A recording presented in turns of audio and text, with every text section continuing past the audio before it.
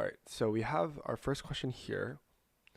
States that triangle ABC is an obtuse triangle with the obtuse angle at vertex B, then angle A must be equal to. So let me just draw this out first. They have a diagram here, so let me draw this out. So it looks something like this. So something like that. I don't kind of like this line here, so I'm going to redraw it. Something like that. And they have A, B, and C, and this is question 1. Right?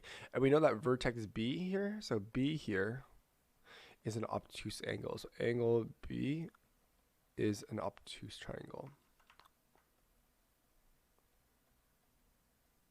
Alright, sorry, is it an obtuse angle? So therefore, what can be said about angle A, right? So we're finding this angle here. Angle A is equal to what? Or what could be the possible values of angle A? So take a moment to think about this question. Again, think about what this word obtuse means, and think about what an obtuse angle, obtuse triangle entails. So take a moment to think about this question here.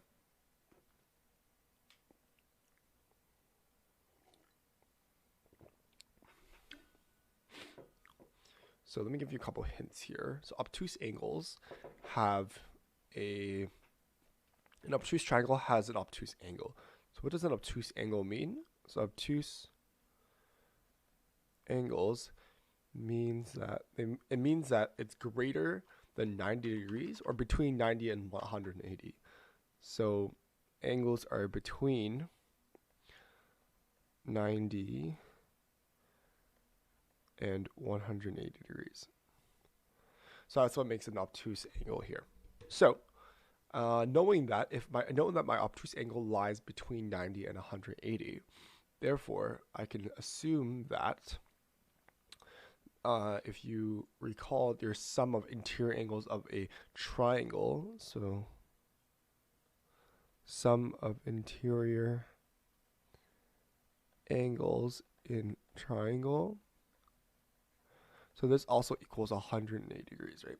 So we have 180 degrees as our sum equals basically angle A plus angle B plus angle C, right? This is kind of our formula here.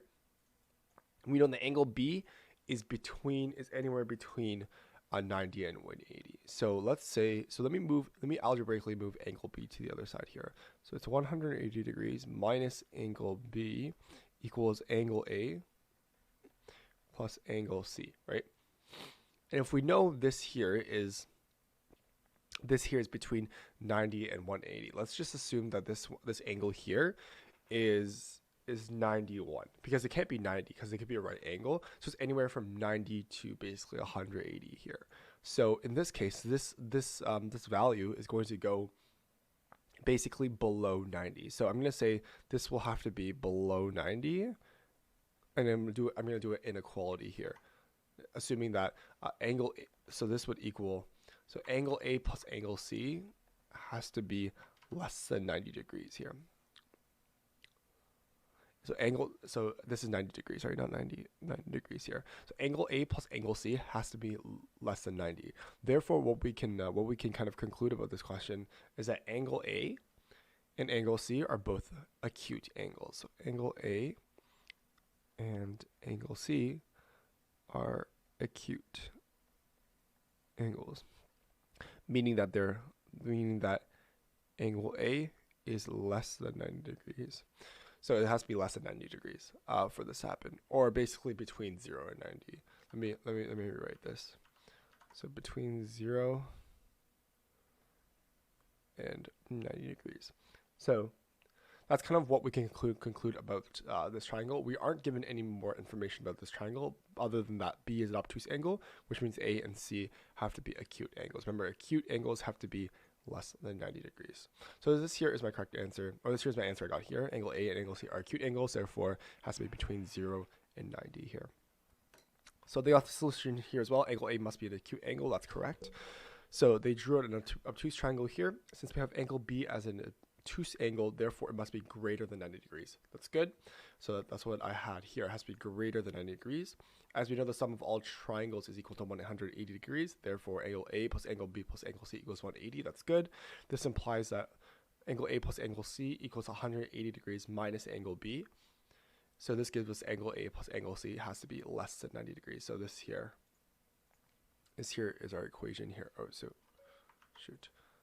This here will help us. This here will help us with our answer here. The sum of two angles is less than 90 degrees. Hence, each of them will be acute angles. Therefore, angle A and angle C are acute triangles. So this here is correct. So solution is correct. Great analysis. So the solution here is correct.